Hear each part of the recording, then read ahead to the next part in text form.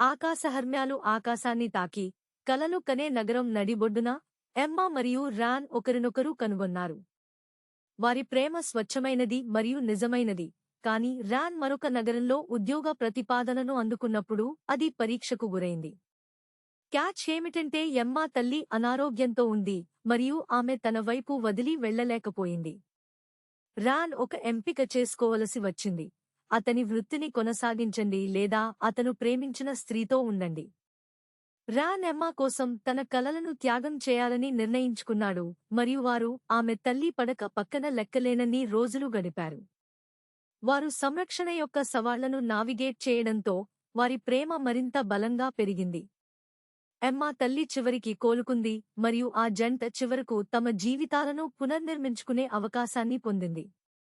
నిజమైన ప్రేమ వ్యక్తిగత లాభం గురించి కాదని, మందపాటి మరియు సన్నగా ఒకరికొకరు ఉండటమేనని వారు గ్రహించారు.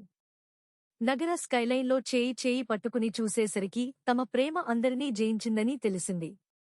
వారు వారి సంబంధంలో కొత్త ఉద్దేశ్యం మరియు అర్థాన్ని కనుగొన్నారు, ఇది వ్యక్తిగత ఆశయాలను అధిగమించింది.